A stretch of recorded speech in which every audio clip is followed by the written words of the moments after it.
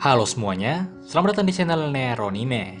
Seri Gensuke volume 21 akhirnya rilis juga. Pada volume kali ini, berbagai misteri mengenai sejarah dunia, para transenden, dan lain sebagainya akhirnya diungkapkan. Karena ada banyak hal yang bisa dibahas pada volume kali ini, maka Mimin akan membagi video pembahasan volume 21 ini menjadi dua bagian. Nah, untuk video part pertama ini akan fokus menjelaskan sejarah dunia dan berbagai misteri serta sistem dari para transenden, familiar, dan lain sebagainya. Oke, langsung aja kita mulai pembahasannya.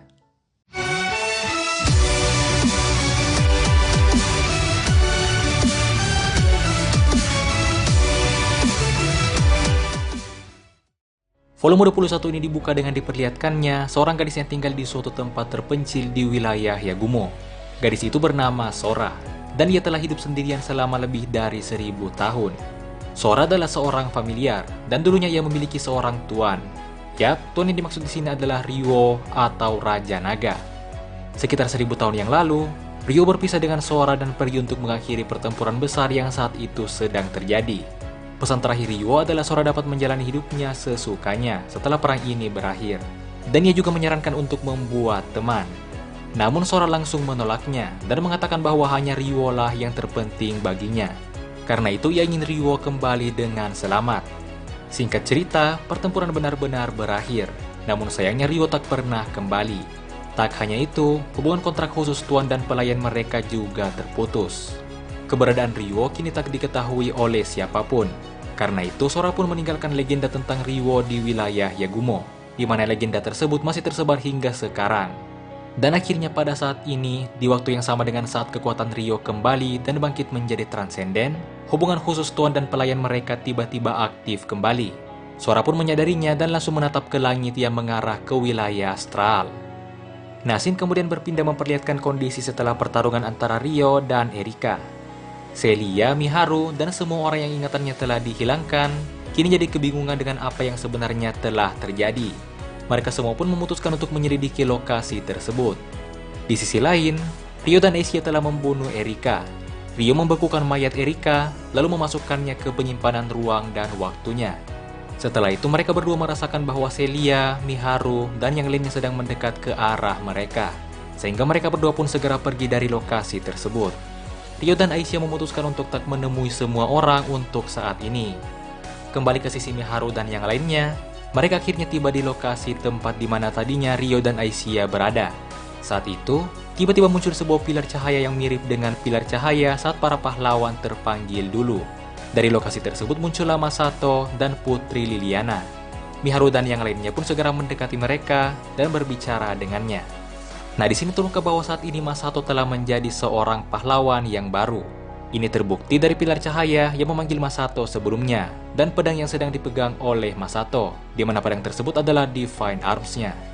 Dari sini, mereka kemudian membagi dua tim. Celia, Latifa, Goki, Kayoko, serta Sarah akan tetap di sana untuk menyelidiki apa yang sebenarnya telah terjadi. Sementara Miharu, Satsuki, dan sisanya akan kembali ke markas pasukan Galar untuk membawa Masato dan Liliana. Setelah mereka berpisah, Celia dan yang lainnya pun melanjutkan penyelidikan mereka. Di sini mereka hanya berhasil menemukan bau sabun yang mirip dengan yang mereka gunakan, percikan darah Erika, bau besi dan logam, serta tanda-tanda bekas pertarungan lainnya. Sarah juga menjelaskan bahwa sebelumnya ia sempat merasakan tanda keberadaan roh. Nah, tanda yang dirasakan Sarah ini adalah milik Aisyah. Namun tanda tersebut menghilang sebelum mereka tiba di lokasi tersebut. Di sisi lain, jauh di atas langit Ryuo dan Aisyah sedang memperhatikan mereka semua. Di sini Aisyah mengungkapkan bahwa keberadaan roh agung elemen tanah yang sebelumnya berada di tubuh Erika, kini telah berada di tubuh Masato. Ini berarti pada pertarungan sebelumnya mereka hanya berhasil membunuh Erika, sementara roh agung elemen tanah berpindah ke tubuh pahlawan elemen tanah yang baru, yaitu Masato.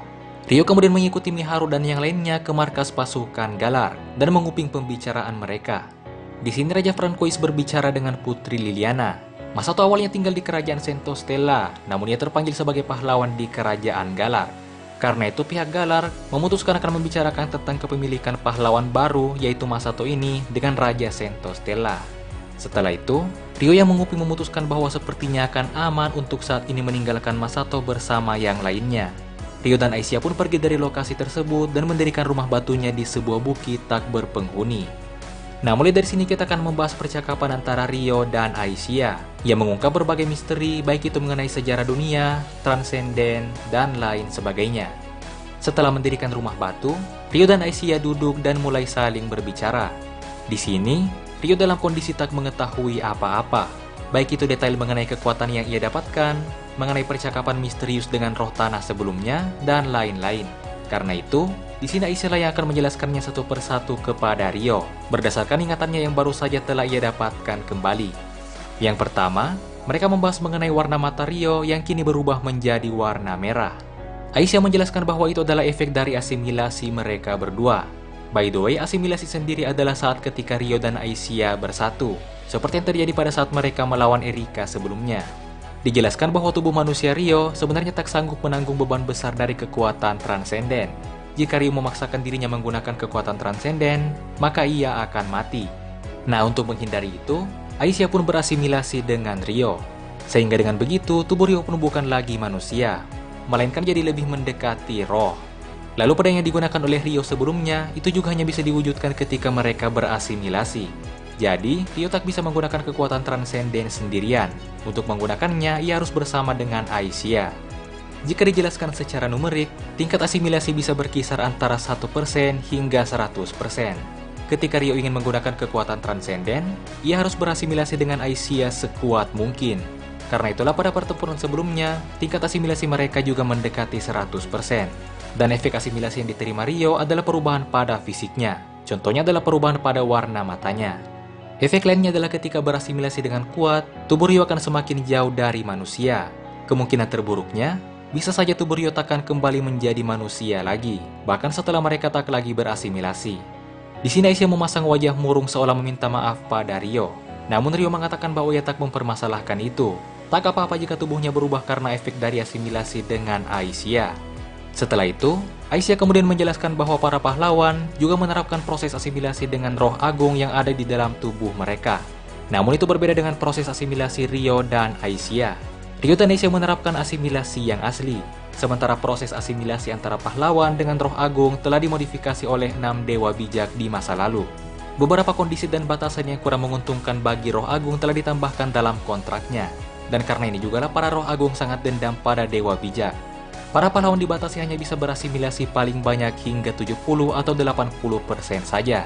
Dan jika hanya segitu, itu takkan cukup untuk menanggung beban kekuatan transenden roh agung. Dengan kata lain, ketika roh agung yang mengendalikan pahlawan menggunakan kekuatan transendennya, maka tubuh pahlawan tersebut akan mati, karena tubuhnya tak sanggup menanggung beban kekuatan transenden tersebut. Nah, pada akhir pertempuran sebelumnya, roh agung elemen tanah sempat menggunakan otoritasnya atau kekuatan transendennya, yaitu tsunami tanah. Nah, inilah alasan mengapa Saint Erika bisa mati, yaitu karena tubuh pahlawannya tak sanggup menanggung beban saat roh agung yang mengendalikan tubuhnya menggunakan kekuatan transenden. Adapun alasan mengapa 6 dewa bijak membatasi jumlah asimilasi pahlawan adalah agar roh agung tak bisa bangkit dan terus tersegel di tubuh pahlawan. Risiko roh agung bisa mengambil alih tubuh pahlawan harusnya cukup rendah. Namun ketika asimilasi terus-menerus ditingkatkan, maka hal itu menjadi mungkin. Dan satu lagi, konsep asimilasi adalah semakin rendah tingkat asimilasi, maka akan semakin lama asimilasi bisa bertahan. Jika asimilasi terus dilakukan dalam tingkat yang rendah, maka tak perlu khawatir terhadap efek-efeknya, dan asimilasi bisa dilakukan dalam waktu yang lama. Namun ketika asimilasi dilakukan dengan kuat, apalagi jika mendekati 100%, maka kontraktornya akan menerima efek, dan asimilasi juga tak bisa bertahan lama. Nah, di tengah-tengah pembicaraan mereka, Rio sempat beristirahat dan mandi, sekalian untuk merefresh otaknya, karena sudah terlalu banyak informasi baru yang telah ia terima. Nah, saat Rio mandi, ia menyadari ada perubahan lain selain warna matanya, yaitu warna rambutnya yang tak bisa kembali menjadi hitam, dan rambutnya kini telah menjadi lebih putih. Selain itu, luka-luka di tubuh Rio juga kini telah hilang. Setelah beristirahat, Rio dan Aisyah pun melanjutkan pembicaraan. Nah, di sini Aisyah selanjutnya akan menceritakan sejarah dunia. Jauh di masa lalu, di dunia ini terdapat satu dewa yang sebenarnya, atau kita sebut saja Tuhan, dan 14 transenden yang mematuhinya. Para transenden tersebut adalah 7 dewa bijak, 6 roh agung, dan 1 raja naga, yaitu Ryuo. Jiwa Ryuo saat ini berada di tubuh Rio. Jika Rio adalah reinkarnasi dari Amakawa Haruto, maka Amakawa Haruto adalah reinkarnasi dari Ryuo, sang raja naga. Lanjut, dikisahkan bahwa Tuhan mengatur dunia dengan sangat baik. Setiap terjadi kejahatan atau sesuatu yang salah, Tuhan akan langsung turun tangan untuk mengatasinya. Saat itu dunia benar-benar damai dan tentram. Hingga suatu ketika, Tuhan pun pergi dari dunia itu. Sebelum pergi, Tuhan memerintahkan para transenden untuk bersama-sama mengelola dunia atas namanya. Namun Tuhan tersebut melarang mereka untuk terlalu mencampuri dunia. Mereka hanya boleh turun tangan ketika situasinya benar-benar tak bisa diabaikan. Akibatnya, terjadilah berbagai kekacauan di dunia. Namun para transenden terus diam sesuai apa yang diperintahkan pada mereka. Singkat cerita, para dewa bijak mulai muak dan ingin melakukan sesuatu. Mereka pun sepakat untuk mencari dan membawa kembali Tuhan yang mungkin telah menghilang ke dimensi lain. Setelah terus melakukan penelitian, mereka tetap tak menemukan di mana Tuhan berada. Tetapi mereka berhasil menemukan bahwa dimensi lain benar-benar ada. Mereka pun mulai membuka gerbang ke dimensi lain tersebut. Namun salah satu dewa bijak, yaitu Lina, mengetahui bahwa akan berbahaya jika gerbang dimensi dibuka. Lina pun mencoba menghentikan mereka semua, namun usaha tersebut gagal. Sehingga Lina pun diasingkan dan dipenjara. Nah, di sini juga terungkap bahwa Lina ini adalah identitas Miharu di kehidupan sebelumnya. Dan Aisyah sendiri terlahir saat nantinya Lina memisahkan keilahiannya. Jadi bisa dibilang Miharu dan Aisyah itu sama. Mereka berdua adalah Lina di kehidupan sebelumnya. Oke, lanjut. Setelah mengasingkan Lina, 6 dewa bijak melanjutkan penelitiannya. Dan singkat cerita, mereka benar-benar berhasil membuka gerbang ke dimensi lain. Namun, setelah gerbang dibuka, sejumlah besar pasukan iblis muncul dari dimensi lain tersebut. Pusat lokasinya berada di bagian barat wilayah astral. Dengan begitu, perang besar pun pecah. Dan inilah yang hingga sekarang dikenal dengan sebutan Perang Dewa Iblis atau Perang Ilahi. Jadi, perang ini sebenarnya disebabkan oleh penelitian para dewa bijak yang ingin membawa kembali Tuhan. Itu semua untuk menghentikan kekacauan di dunia. Namun bukannya malah menghentikan kekacauan di dunia, mereka justru menambah masalah baru. Para dewa bijak memberikan sihir pada manusia, dan itu digunakan dalam perang melawan iblis. Namun itu semua masih belum cukup. Para dewa bijak pun membebaskan Lina dan menjadikannya utusan untuk pergi meminta bantuan pada 6 roh agung dan Riwo. Saat itu, para roh agung telah membangun peradaban di sebuah hutan yang saat ini dikenal dengan sebutan Serenotami. Sementara Riwo menetap di wilayah timur, yaitu wilayah Yagumo. Lina mendatangi para roh agung dan menjelaskan situasi di Stral yang disebabkan oleh para dewa bijak. Para roh agung sangat marah atas tindakan yang disebabkan oleh para dewa bijak. Namun mereka lebih mementingkan untuk membasmi penjajah dari dimensi lain terlebih dahulu. Sehingga mereka pun sepakat dan pergi ke wilayah astral untuk membantu. Lina melanjutkan perjalanannya dan tiba di wilayah Yagumo untuk meminta bantuan Riwo. Singkat cerita, Lina berhasil membujuk Riwo. Namun saat ia berhasil membujuk Riwo, keberadaan 6 roh agung menghilang. Itu dikarenakan 6 dewa bijak telah menciptakan sistem pemanggilan pahlawan, di mana para roh agung yang menjadi intinya. Para roh agung secara paksa disegel di dalam tubuh pahlawan. Lina mencoba membebaskan para roh agung, namun usaha itu gagal. Karena itulah para roh agung berpikir bahwa Lina juga berkhianat dan berpihak pada 6 dewa bijak. Singkatnya, Lina yang juga merupakan salah satu dari dewa bijak jadi kena imbasnya dan dibenci oleh roh agung karena tindakan 6 dewa bijak lainnya. Dan ini juga menjelaskan mengapa Miharu di volume sebelumnya disebut sebagai wanita pengkhianat dan diincar oleh roh agung elemen tanah. Nah, sejak saat itu, Lina terus bertindak bersama dengan Riwo, hingga perang tersebut berakhir. Di bagian akhir perang, ingatan Aisyah mulai samar-samar. Ia tak dapat mengingat bagaimana tepatnya perang tersebut berakhir. Saat Aisyah berusaha untuk mengingatnya, pandangannya tiba-tiba berubah menunjukkan kejadian langsung 1000 tahun yang lalu, tepatnya saat sebelum Lina dan Riwo bereinkarnasi. Simpelnya, Aisyah melihat langsung POV Lina 1000 tahun yang lalu. Saat itu, Riwo dan Lina telah sekarat. Lina sedang menyalin ingatannya dan mentransfernya ke Aisyah. Namun Lina mengatakan bahwa ia tak punya cukup waktu, karena saat itu Riwo sudah tak tahan lagi dan sebentar lagi akan mati. Sedangkan Riwo harus berinkarnasi sebelum ia mati. Karena itulah, ingatan Lina yang ditransfer ke Aisyah tidak lengkap. Di sini Lina mengatakan bahwa Riwo adalah orang yang sangat baik, dan ia meminta Aisyah untuk menyampaikan itu pada Riwo suatu saat nanti. Aisyah saat itu pun mengangguk. Aisyah kemudian masuk dan ikut ke dalam jiwa Riwo. Dan setelah itu, Lina pun mengaktifkan sihir reinkarnasi. Nah, di sini pandangan dan kesadaran Aisyah kembali normal, dan Aisyah tiba-tiba memeluk Rio. Aisyah menjelaskannya pada Rio, dan mengatakan bahwa ia dipercaya oleh Lina untuk melakukan sesuatu di masa ini. Aisyah mengatakan bahwa Rio tak harus mengikutinya, namun Rio mengatakan bahwa ia akan ikut dan akan terus bersama dengan Aisyah. Mereka kemudian terus berpelukan selama beberapa saat. Setelah itu mereka pun melanjutkan pembicaraan. Selanjutnya Aisyah kemudian menjelaskan aturan dilupakan dan melupakan yang ditetapkan untuk para transenden. Dijelaskan bahwa seorang transenden akan dilupakan setiap kali ia menggunakan kekuatannya. Tapi meskipun mereka tak menggunakan kekuatannya, para transenden tetap tak boleh berpihak dan bertindak hanya untuk seseorang atau sekelompok orang saja. Mereka harus bertindak untuk kepentingan seluruh dunia dan umat manusia. Jika seorang transenden yang telah dilupakan berpihak atau bertindak untuk seseorang, maka sebaliknya transenden tersebutlah yang akan melupakan semua orang. Ini memang adalah aturan yang diperlukan untuk menjaga keseimbangan kekuatan dunia, namun tetap saja itu adalah aturan yang sangat mengerikan. Karena itu jugalah sebaiknya Rio dan Aisyah menjaga jarak dari semua orang. Hanya sesama transendenlah yang dapat terus saling mengingat. Untuk saat ini, Rio, Aisyah, dan Erika telah diakui dunia sebagai transenden. Dan saat ini mereka bertiga dalam keadaan dilupakan oleh semua orang. Nah, karena aturan tersebut, para transenden biasanya akan jarang muncul di depan siapapun. Namun karena itulah, para transenden diizinkan untuk memiliki genus atau familiar.